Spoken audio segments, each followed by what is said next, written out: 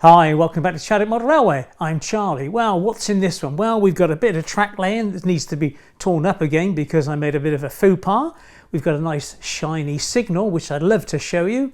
And we've got a pair of Class 60s to have a little look at. But it's not an in-depth look at the Class 60. It's more a case of how can they cope with inclines? How can they cope with more complex point work? And can they cope with vertical curves? Oh, and how to put some people in it. So, fasten your seatbelts and let's go. Now, I had mentioned previously about swapping the fast up and the fast down into concrete sleepered track. Still Pico Code 100, but in concrete. However, the track I'd acquired, some of it was already used and it did look nicely well weathered, but I may have bitten off more than I could chew. Let's run the track camera and you'll see what I mean. Now, this is made of 5 separate pieces of track. The first 2 long lengths seem okay. However, the third one is a little bit ropey. But the fourth one I can only describe as shocking. And the last one is fine. So clearly I need to swap out the third and fourth sections. Now, I hope you agree that there's nothing worse on a layout than seeing your train go trundling around when they're completely driverless, or like a ghost train perhaps. But with the Class 60, Model U have now made a set of figures. But taking it a stage further, they actually made the figures with their seats. Lovely. So all you need to do is pull out the existing seats on your Class 60 and pop these in. So I gave my Class 60 figures to a good friend of mine by the name of Lance, who actually sells his on eBay, and you'll find a link to his site down in the Show More tab, and these are the figures that he produced for me. Now, I hope you'd agree that actually he's made a smashing job. And these two guys, there's one with a notepad who seems to be examining the driver, and if the driver seems familiar, then I think it's pretty sure that it's Underground Eric. You may well know his channel. So with these two figures, let's take apart the Class 60 and pop them in. Now, you may be unaware that with the Cavalex models, they come attached to a cradle, and underneath you will find a couple of screws which hold it in position during transit. And I must confess, what an excellent way of moving your stuff around. And I always find it reassuring that when you open up a Cavalex model, you don't find loads of loose bits in the bottom of the box. Quite reassuring, really. Anyways, we need to get this lid off, and how do we do that? Well, let's put it in a cradle so we don't sort of break it. Make sure there's no bits that's going to snag up. No. And this body is held on by 4 small clips in round about these kind of areas here. So with a couple of off-cut business cards, hopefully what I can do is just pull out the body sides and find the clips. There's one.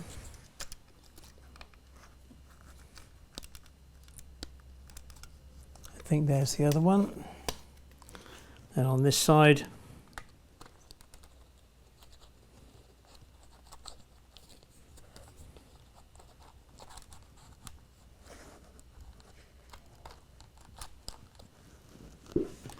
and finally, and then all being well, it should just ease out. Hey, how about that? And just in case you're worrying, there are no wires attached from the body to the locomotive itself. Right, done away with that. Now all we need is to get stuck in to the locomotive and to change these, get these seats out and put the fresh ones in. Okay, now the fiddly bit. So apparently they're held in with a small amount of glue. So if we dive in here with a pair of tweezers, hopefully we can twiddle and sort of prise it out. I'm not going to go too heavy on this. I don't want to do any damage. After all, I don't own this. Hey, there we go. That was easy, wasn't it? And you can see there's a small amount of glue around the base. Right, one down, one to go. And while I remember, are you enjoying this video? And if you are, there's the old subscriber button. Come on, play the game. Now, to fit these figures, they have a tiny keyway on them. It's like a round peg, but with a flat side cut out of it, and the flat side faces forward. Now, I must confess, if I owned this, I would probably cut off that peg and then just put a dab of super glue on there and pop them into place, because it's going to be quite difficult to get these to go into the little hole at the bottom of the chassis there. Anyway, what I'll try and do is pop a drop of PVA and then pop them in and do it that way. So with a tiny drop of PVA, let's see how we get on. I'll do the other guy first, as he's probably easier, and then we'll see how we get on.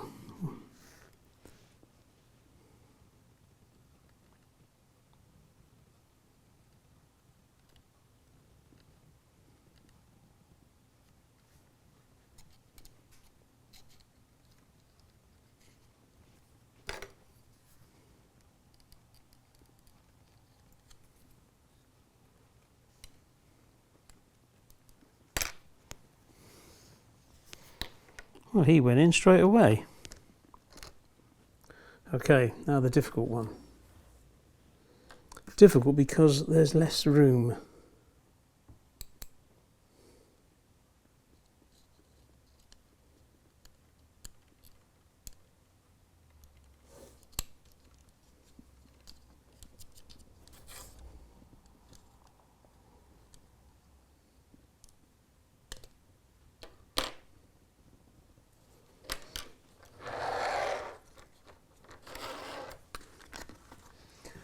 Well, that went easier than I thought, actually. Right, you put this aside and let that PVA dry. It's also worth mentioning that I'm using a set of spring-loaded tweezers here rather than these ones here. So once you grip them, you don't have to worry about putting excess pressure on. These made it much more simpler to do. Well, I believe the PVA glue has dried, so I popped the body back on. And I'd like to show you a close-up of the crew sat in the Loco. And as you can see, they look rather classy in there, don't they? Especially with the colours, marvellous. But looking at the other end, there's also something rather ingenious about these buffer beams, because they are magnetic. So I can ease off this buffer beam, marvellous, and then fit one that has the gap for the NEM coupling to fit through. Obviously this is the end without the drivers, so I can pop this one on here and it just clips into place. There we go. And then all I need to do then is to fit a coupling in the normal manner. What a great design. Now on this class 60 from Lance, he's kind of kept us up to date with sexual equality, because hopefully you can see here that he has a female driver. Good on you, Lance, good move. Now one other thing before we go on to the layout itself, of which I've made a major breakthrough on the signals front, is besides Lance lending me gear to do a video with more modern stock, a good friend of mine, Ed, allowed me to use some of these cargo wagons. Now, if you have a set of these and you're having derailing issues, can you please leave a comment down in the comment section, please? Because these seem to have an allergy to staying on my track, and I just think they're just a little bit light, and then when they look at a set of points, they kind of throw themselves off accordingly. But they don't necessarily want to stay on. I just think it's just a weight issue, but perhaps you know better. Right, now I did mention that I've installed a set of signals, and whilst programming them I had a couple of issues, as you can see, but all is now well. And here is that signal, and as you might imagine, it's made by Absolute Aspects, and it really is a nice piece of engineering. So let me just power it down and we'll take a closer look at it.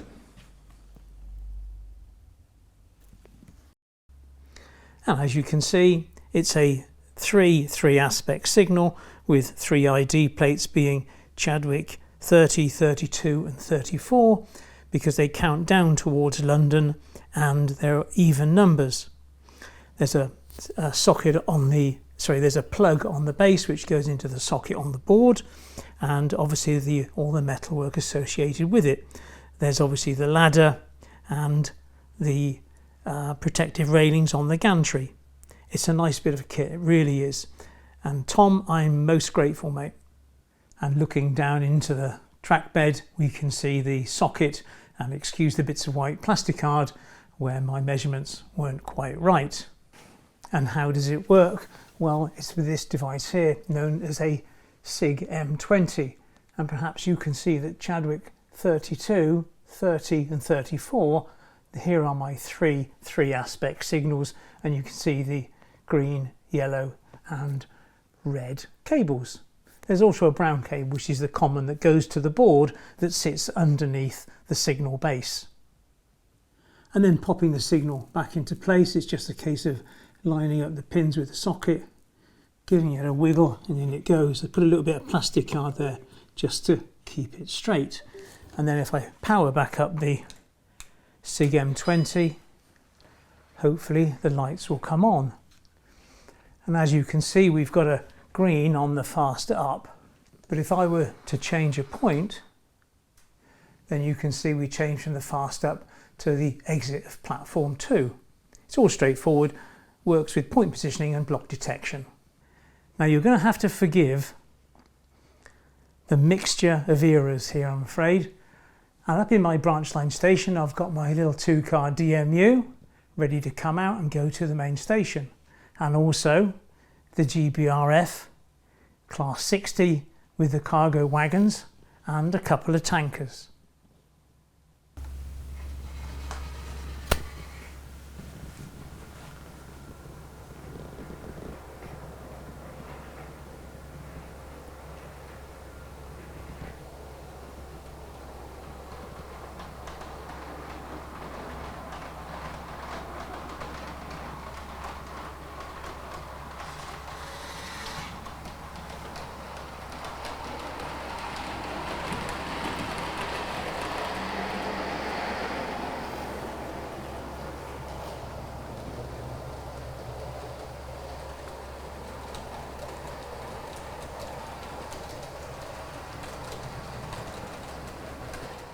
And then it goes to platform 3 behind the other Class 60.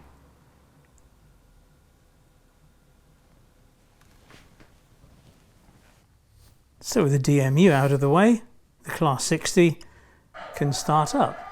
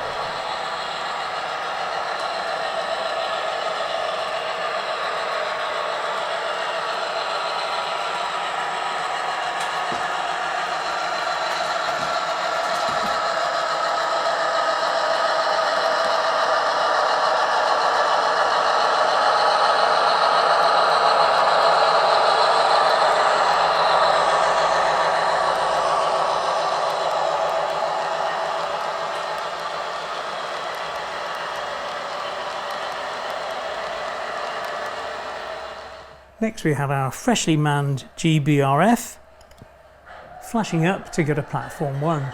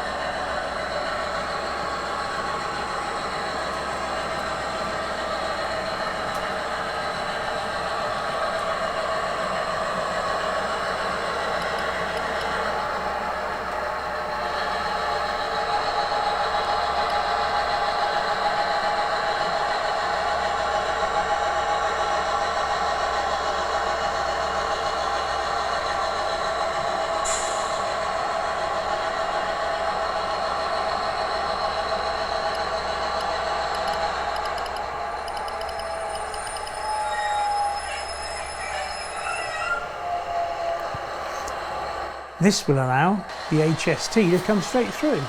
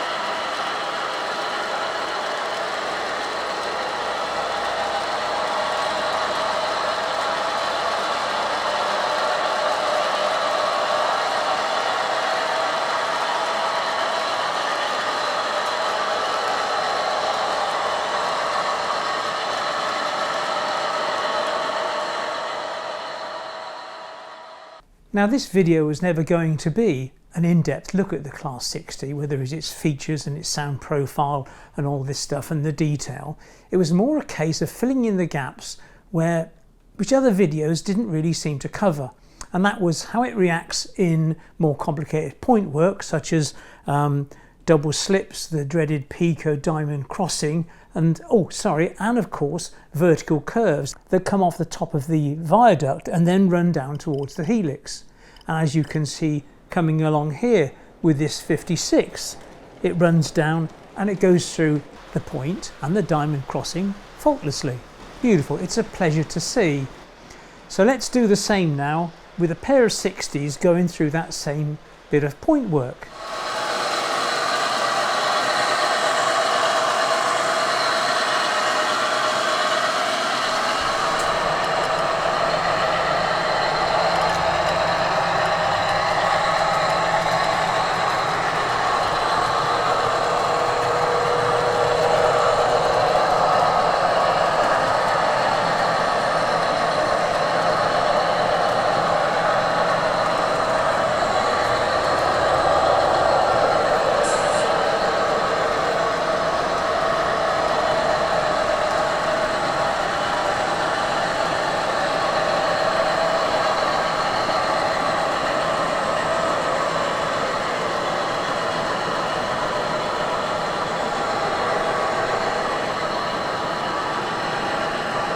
Well, I hope you found it interesting, but I've got to thank a few people, and that's first for Ed for the loan of his rolling stock, Lance for the lend of his 56 and one of his 60s, and of course to Cavalex for sending me another couple of 60s. So guys, very much appreciated.